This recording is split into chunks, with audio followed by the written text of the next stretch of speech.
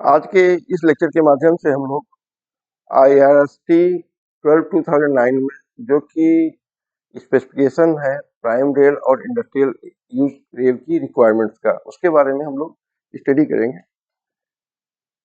तो जो हमारी रेल है, जो क्लास ए रेल है, that is 52 kg per metre, 60 kg per metre, 68 kg per metre, ZU-1-60 की rail is class A rail. Class A rails है हमारी, क्लास ए रेल्स हैं 52 kg per metre, 52 kg per metre, 60 kg per metre, 68 kg per meter and ZU-1-60 की rail class A है। Based upon tolerances class B की rail होती है। जो ये स्ट्राइक करता है quality of steel, to be use, quality of steel, quality of steel, quality of steel,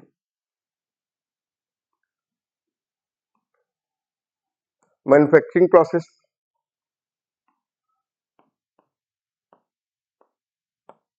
manufacturing process, manufacturing process, ये इलेक्ट्रिक आर्क फर्नेस बेस्ड है या ऑक्सीजन बेस्ड है। तीसरा केमिकल कंपोजिशंस,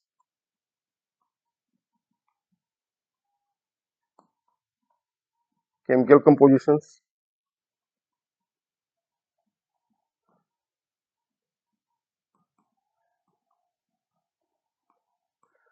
चौथा एक्सेप्टेंस क्राइटेरिया, उसका जो टॉलरेंसेज है या केमिकल कंपोजिशन है वो कितना होना चाहिए, कौन सी रेल के लिए कितना एक्सेप्टेबल है, उसका एक्सेप्टेंस क्राइटेरिया उसमें दिया गया है।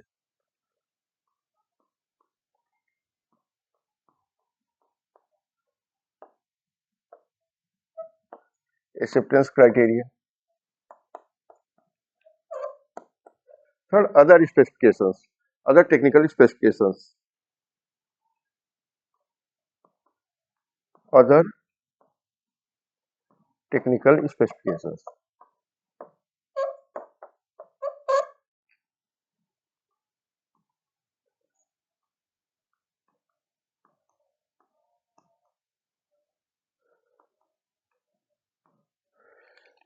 जो हमारी रेल होती है, जो सप्लाई हमको मिलती है, उसके वेब पे एवरी 4 मीटर पे ये मैंडेटरी है कि ये मार्किंग उसमें at the time of rolling ही जो लगभग 20 सेंटीमीटर और 20 mm एंड 10 mm उभरा हुआ होना चाहिए। ये एवरी 4 मीटर इंटरवल पे होना चाहिए, जिसमें जिसमें ग्रेड ऑफ स्टील कौन सी ग्रेड की है, 880 है, 1080 HH है, 1080 CR है, क्रोमियम है, वो सब के बारे में एवरी 4 मीटर पे रहना चाहिए, जिससे कि हम लोग eight the time of replacement कोई एक्सीडेंट हो गया या रेल खराब हो गई तो हम इजिली इसको देख करके उसी ग्रेड की रेल से हम लोग रिप्लेस कर पाते हैं। तो ये सुटेबिलिटी ऑफ रेल या कोई हमें किसी भी लाट में ज़्यादा प्रॉब्लम आ रही है तो दीज कैन बी साइड या seen are identified with this marking which is at every 4 metre interval. इससे कम भी हो सकता है, बट आज के IRST जो 2009 का है उसमें 4 मीटर इंटरवल दिया गया है। इसमें होना चाहिए grade of steel, grade of steel, जो भी रेल की ग्रेड जिससे बना हुआ है, जैसे कि यहाँ पे 880 हम लोग दे सकते हैं, मीन्स इसका यूटीएस जो है 880 न्यूटन पर mm स्क्वायर का है। सेकेंड होना चाहिए rail section, section of rail, section of rail. इसमें हम लोग देख सकते हैं कि ये 60 लिखा हुआ है, means this rail is of 60 kg per metre. Third, manufacturing process, manufacturing process वो इलेक्ट्रिक आर्क फर्नेस से है कि ऑक्सीजन बेस्ड है। मैन्युफैक्चरिंग, मैन्युफैक्चरिंग प्रोसेस यहाँ हम लोग देख सकते हैं कि दैट इज ऑक्सीजन बेस्ड है। फिर ID of the manufacturer, ID of the ID of the manufacturer, ID of the manufacturer.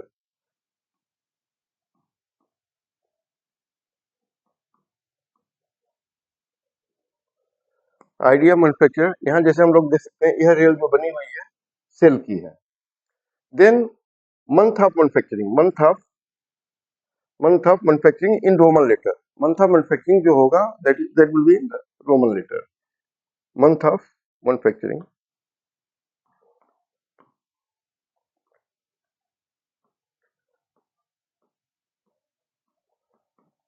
Month of manufacturing.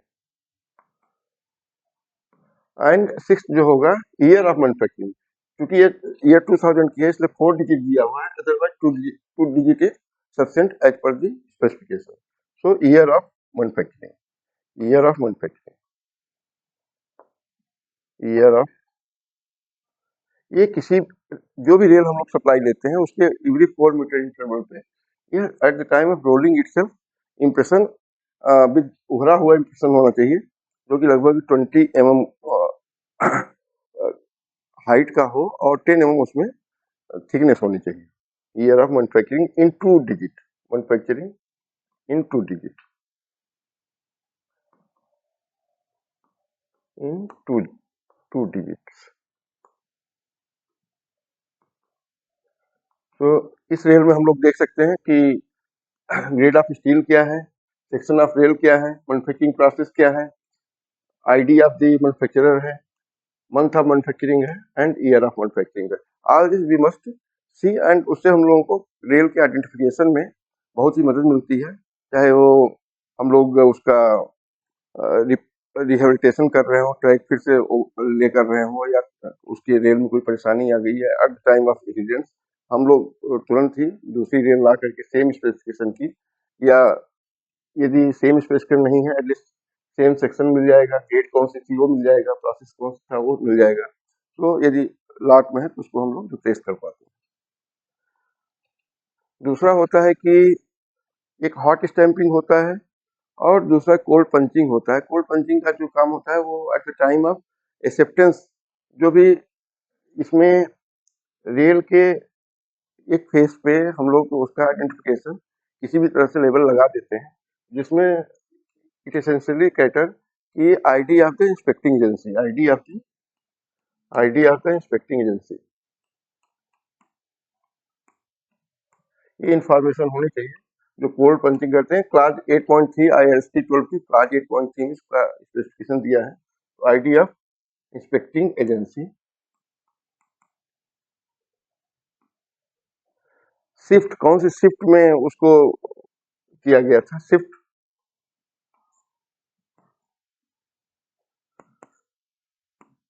Of inspection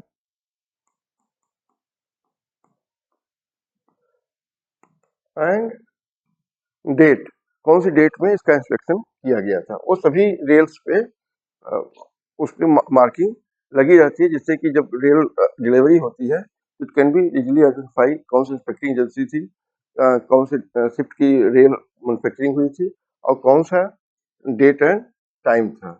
तो डेट ऑफ इंस्पेक्शन इस पे रहेगा, डेट ऑफ इंस्पेक्शन,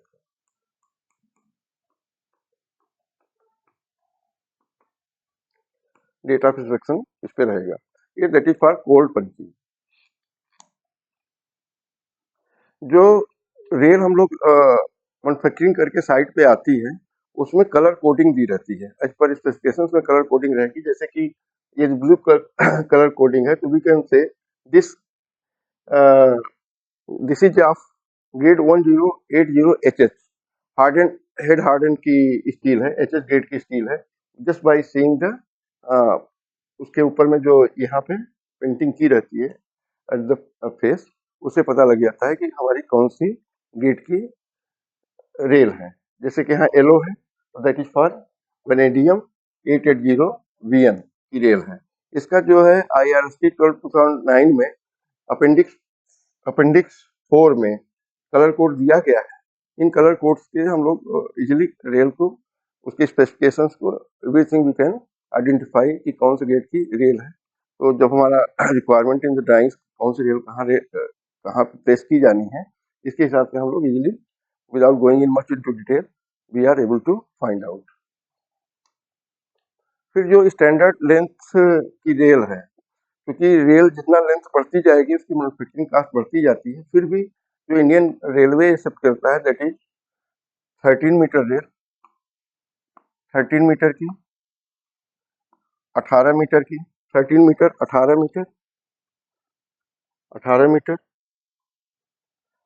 फिर तीसरा है 25 मीटर, 25 मीटर। फोर्थ है 26 मीटर। ये 10% ऑफ दिस रेल, लाइक जो 13 मीटर रेल है इसका 10% हम लोग शार्टर लेंथ भी एक्सेप्ट कर सकते हैं, that should not be less than 10 metre. 18 metre की है तो 15 मीटर, 25 मीटर की है तो 23 मीटर एंड 26 की है तो 24 मीटर।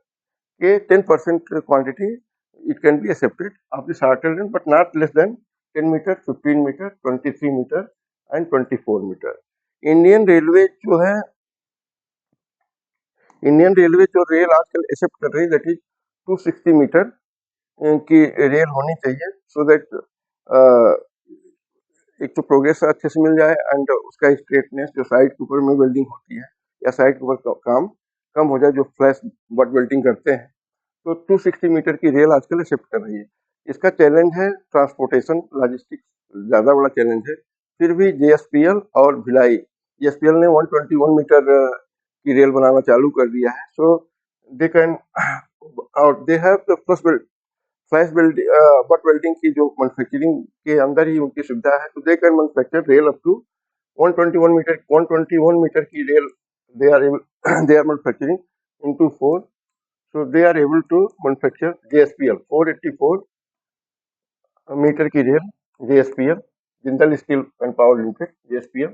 और भिलाई में 65 मीटर की रेल का मैन्युफैक्चरिंग चालू हो गया है भिलाई स्टील में, तो 65 into 4, so they are able to manufacture 260 metre rail. और जो इंडियन रेलवे एक्सेप्ट कर रहा है कि 260 मीटर लेंथ की रेल एक्सेप्ट कर रहा है, इसका only logistic is to transport.